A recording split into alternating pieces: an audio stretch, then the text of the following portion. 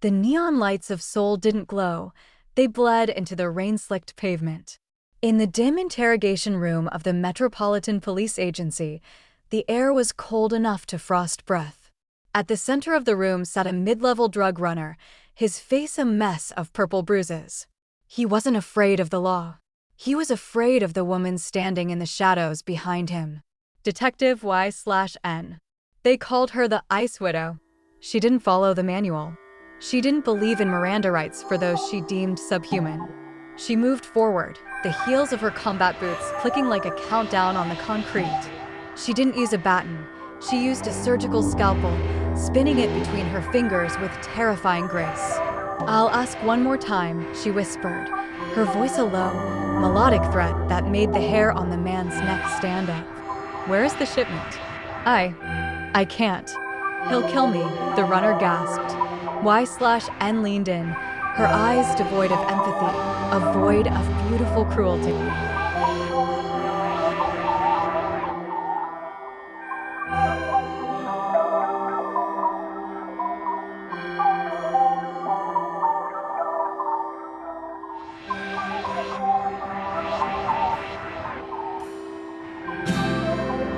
Other officers moved aside, avoiding her gaze. They didn't respect her, they feared her. She was a monster with a badge, a woman who had long ago traded her soul for results. Across the Han River, in a penthouse that overlooked the city like an altar, Jungkook watched a live feed on a wall of monitors. He wasn't a typical gangster. He was the ghost of the underworld. He didn't hide in alleys, he owned the skyscrapers. He sat in a throne-like velvet chair, a glass of vintage scotch in one hand, the other covered in intricate tattoos that disappeared under the silk cuff of his shirt. On the screen, Y/N was walking out of the interrogation room. Jungkook leaned forward, his tongue tracing the piercing in his lip. He had been watching her for months. He had seen her break bones without blinking. He had seen her execute a hitman in a back alley and then go buy a coffee as if she'd just stepped out of a library. "Look at her," Jungkook murmured to his silent bodyguard. So much rot hidden behind such a pretty face. She's not a cop. She's a predator wearing a uniform. His obsession wasn't born of love. It was born of a recognition of a kindred spirit. He didn't want to date her. He wanted to break her. He wanted to see if that icy composure would shatter if he were the one holding the blade. "The L/N case is officially hers now, boss," the bodyguard reported. "She's been assigned to bring you in, dead or alive." A dark, genuine laugh escaped Jungkook's throat. He stood up, the city lights reflecting in his predatory eyes. "Dead or alive. She's going to find out that I'm the only thing in this city she can't kill." The tip came from an anonymous source, a warehouse at the docks, 3 a.m. A high-stakes deal. Y/N arrived alone. She didn't want backup. They only got in the way of her methods. She moved through the crates like a wraith, her silenced Glock raised, her heart rate a steady, rhythmic thrum. She kicked the door of the main office open, expecting a room full of armed thugs. Instead, she found a single man. Jungkook was sitting on a crate, his legs crossed, casually tossing a gold lighter up and down. The warehouse was empty of drugs, empty of men. It was just them. "You're late, Detective," Jungkook said, his voice a deep, smooth baritone that vibrated in the hollow of her chest. Y/N didn't lower her weapon. She aimed it directly at the center of his forehead. "Jungkook, you're under arrest. Get on your knees, or I'll give you a second mouth." Jungkook didn't flinch. He stood up slowly, his height imposing, his presence filling the room with a suffocating tension. He walked toward her, the barrel to his skin, but he didn't stop until he was inches away. "I've seen how you work, Y/N, he whispered, reaching out to graze the cold metal. "Want to arrest me? You want to see what's inside me? You want to see if I bleed the same black ink as you? I'm going to put you in a cage," she hissed, her finger tightening on. Jungkook smirked, a dangerous, jagged expression. In a flash of movement too fast for the human eye, he grabbed her wrist, twisted while his other hand slammed her back against a shipping container. The impact knocked the wind out of her, but before she could reach for he was pinning her there, his body a wall of solid muscle and heat. He leaned down, his lips inches from hers, his a cage. Jungkook chuckled, his eyes scanning her face with a terrifying hunger. Sweetheart, I've been living in a cage my whole life. But tonight we're going to see who's the hunter and who's the prey. He didn't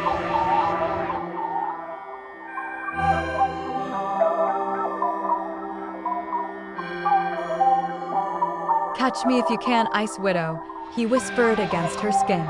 But remember, if you come for the devil, you better be ready to burn. He shoved a small device into her hand, a burner phone, and disappeared into the shadows of the warehouse before she could recover. Y/N stood in the dark, her chest heaving, the metallic taste of her own blood on her tongue. For the first time in her career, she wasn't bored. She was hunted. The morning after the warehouse encounter, the Metropolitan Police Agency was in a state of muted panic.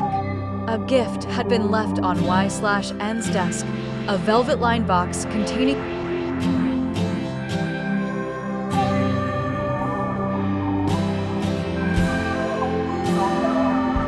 He was a loudmouth detective. I prefer the way you keep your secrets. See you at midnight. J.K. Y/N didn't flinch. She didn't call forensics. She picked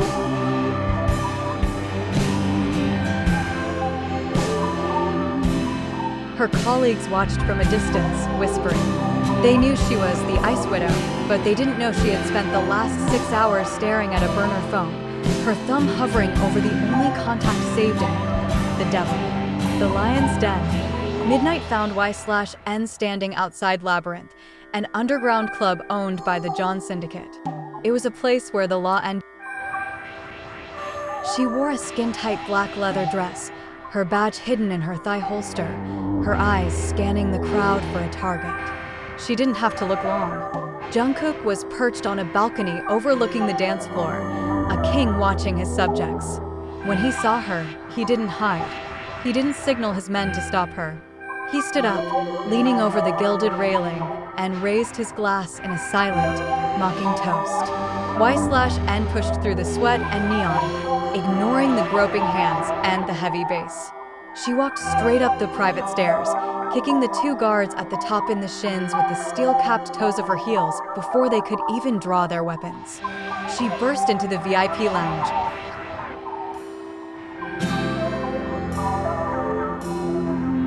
through the muffled music.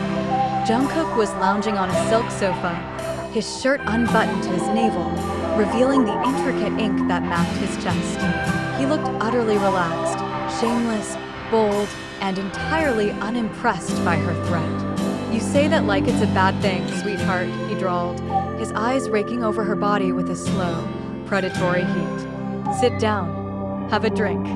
You look like you haven't slept since you tasted me.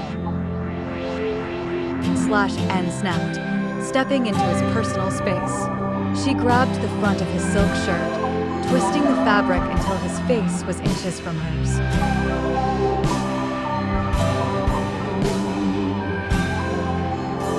Then do it, Jungkook whispered, his hand coming up to rest on her waist. He didn't pull away. He pulled her closer, his thumb tracing the curve of her hip through the leather.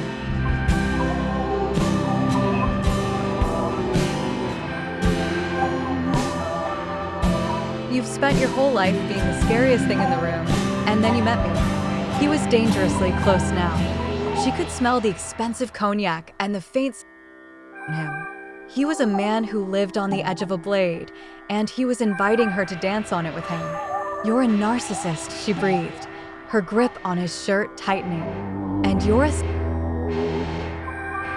brushing against her ear. That's why we work. You want to punish me, and I want to see how far you'll go to do it. He reached into his pocket and pulled out a small, heavy object. He pressed it into her hand. It was the key to a private locker at the Central Station, a place where he had stored evidence of the commissioner's corruption. A peace offering, Jungkook murmured, his voice a dark silk. Or a bribe. Call it what you want. But if you use that, The only person left to hunt in the city will be me. He leaned back, his eyes dancing with a wicked, shameless light. He wasn't afraid of her badge. He wasn't afraid of her cruelty. He was playing a game where the prize was her soul, and he was winning. Now, he said, patting the seat beside him.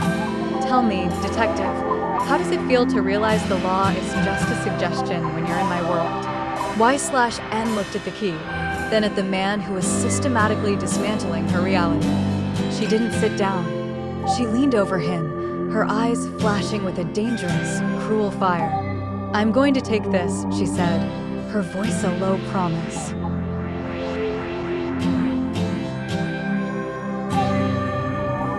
I'm coming for you. Jungkook's grin widened, sharp and hungry. I'll leave the door unlocked for you, Y/N. Don't keep me waiting. The heist wasn't for money. It was for leverage.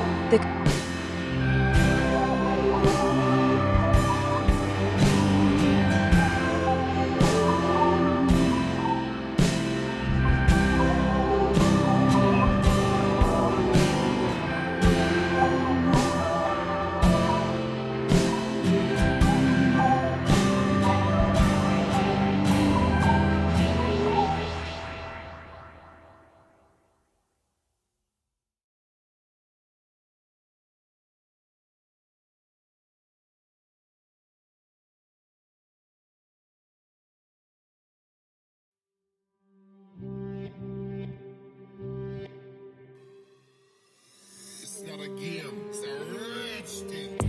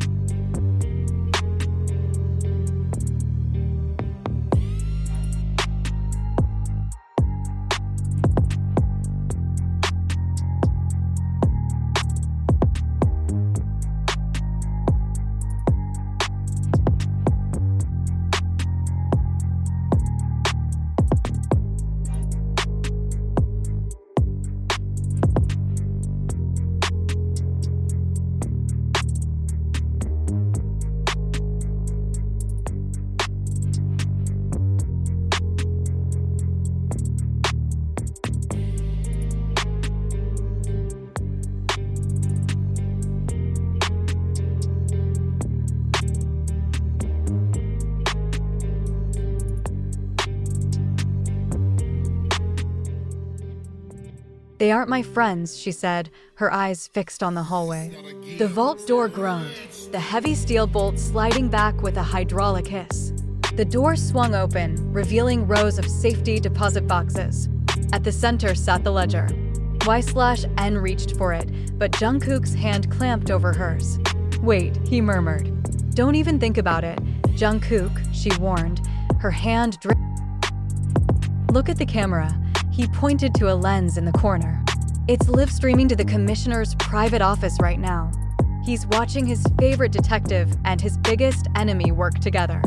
You can't go back, Y/N. The moment you stepped into this vault with me, you became a ghost. The realization hit her like a physical blow. The sirens began to wail, a deep, rhythmic thrumming that shook the floor.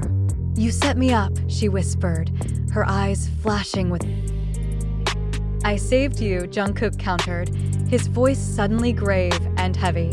He grabbed her by the shoulders, pinning her against the cold steel of the open vault. They were going to internal affairs you anyway, Y/N. They were terrified of your cruelty. Now you're with me. The world thinks we're partners in crime. So let's give them a show. The escape. The lobby was crawling with tactical units. Flashbangs erupted in white light, and the air filled with the acrid sting of tear gas. Jungkook didn't run. He moved with a shameless, terrifying confidence. He grabbed a heavy riot shield from a fallen officer and pulled Y/N into his side, his arm locked around her waist.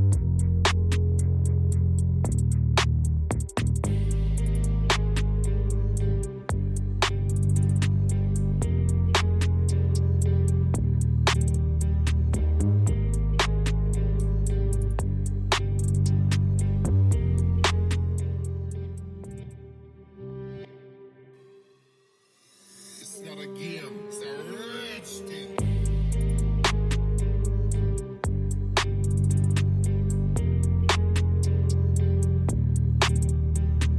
An hour later, they were in a safe house, a glass-walled cabin tucked into the mountains overlooking the city. Sat on a table between them, its secrets waiting to be bled dry. Y/N was leaning against the wall, her knuckles raw, her breathing finally slowing down. She looked at Jungkook, who was pouring two liquid. He looked entirely unbothered, his hair messy, a small cut on his cheek bleeding onto his collar. "You've ruined my life," she said, her voice a low, dangerous vibration. Jungkook walked over to her, handing her a glass. He didn't stop until he was inches away, his body heat radiating through his... "I gave you a new one," he replied, his eyes dark and hungrily focused on her lips. "A life where you don't have to hide who you are. A life where you can be as cruel as you want, and I'll be there to sharpen your blades." He leaned in, his hand sliding into her hair, his thumb pressing into the corner of her mouth. "You hate me right now. I can taste it. But you also want to know what it feels like to finally stop fighting the devil and start running with him." Y/N didn't take the drink. She grabbed his tie, pulling him down into of teeth and desperation. It wasn't soft. It was a war. It was the taste of copper and the realization that they were the only two people in the world who could understand each other's darkness. Jungkook groaned against her mouth, his hands gripping her hips with a bruising force. He had her. The Ice Widow had finally melted, not into water, but into fire. "I'm still going," she whispered against his lips. Jungkook smirked, his eyes blazing with a shameless, obsessive light. "I'm counting on it, detective. But tonight we together." The mountain air was thin, biting at the glass of the safe house, but inside, the atmosphere was thick with the scent of ozone and adrenaline. The kiss hadn't been a white flag, it was a declaration of a new, more dangerous war. Y/N pulled back, her chest heaving, her eyes tracking the drop of blood that had smeared from his cheek onto her own. She looked like a fallen angel, her badge discarded on the floor like a piece of scrap metal. "Don't get comfortable, John," she rasped, her voice a low, lethal vibration. "I didn't choose you. I chose survival." Jungkook didn't move. He stood there, shameless and unbothered, a dark smirk tugging at the corner of his mouth. He reached out, his thumb slowly wiping the blood from her cheek, his touch possessive and lingering. "Survival looks good on you, detective," he murmured. "But let's be honest, you've been dead inside for years. I'm the first thing that's made your heart beat since you put on that uniform." By morning, the news was a wildfire. The Ice Widow was the most wanted woman in South Korea. The commissioner had issued framing her as the mastermind behind the bank heist. Jungkook sat at the breakfast bar, shirtless, his tattoos on full display under the morning light. He was scrolling through the police scanners with a bored expression, a cup of black coffee in one hand. "They're searching the docks," he said, not looking up. "And your apartment. They found your private stash of files, Y/N. The ones you weren't supposed to have. You're officially a ghost." Y/N walked into the kitchen, wearing one of his oversized black shirts. It hung off her shoulder, revealing the dark bruise where he had whipped her the night before. She didn't look like a victim. She looked like a predator shedding its skin. "Then we stopped hiding," she said, her voice cold and crystalline. She walked over to the table and slammed the black ledger down. This book has the names of the 3 judges the commissioner pays off, and the location of his private vault in Incheon. Jungkook finally looked up, his dark eyes sparkling with a wicked, obsessive delight. He loved her cruelty. He loved that she didn't mourn her old life. She simply optimized her new one. "You want to hit the commissioner?" Jungkook asked, standing up. He walked toward her, his presence looming, his shadow swallowing hers. "Then it's a good thing I don't care if I die," she retorted, stepping into his face until her chest pressed against his bare skin. "But I'm taking him with me. Are you in? Or are you just a pampered gangster who plays at being a devil?"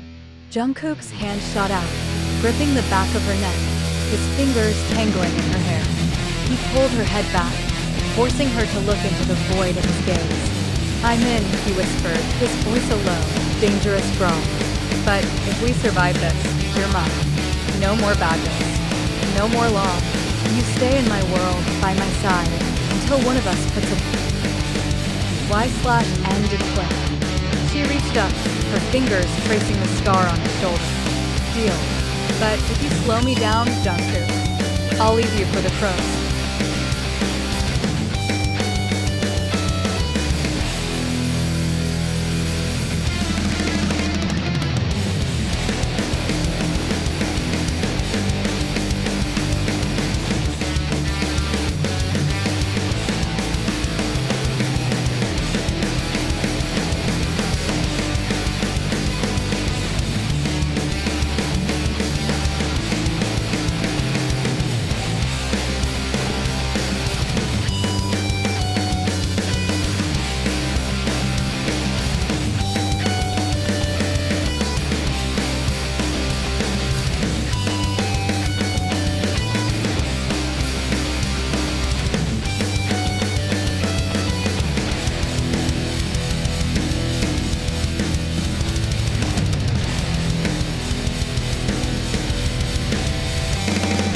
They moved as one.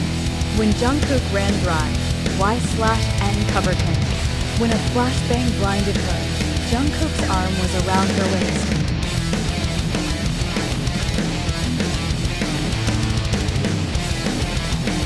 "2:00, Jungkook shouted.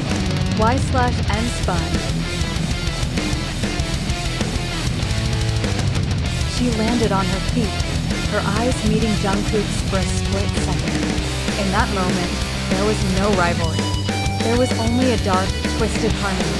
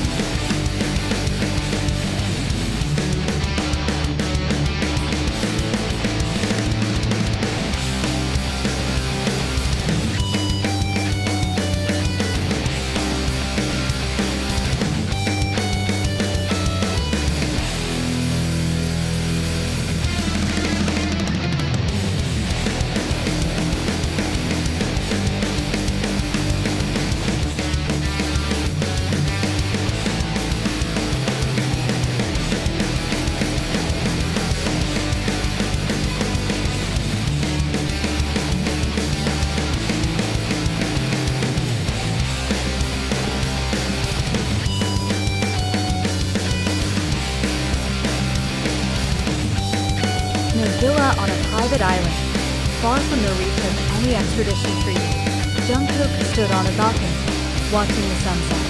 He heard the familiar click of heels behind him. Y/N walked out, dressed in a silk robe, a glass of wine in her hand. She looked at him, the man who had ruined her life and then given her a throne. "You're thinking about the next hit," she said. leaning against the railing. Jungkook turned, his eyes scanning her with that same obsessive hunger that had started it all. He walked over, taking the glass from her hand and setting it aside. He pulled her into his arms, his forehead resting against hers. "I'm thinking about how much I hate that I can't breathe without you anymore," he confessed, his voice a jagged edge of truth.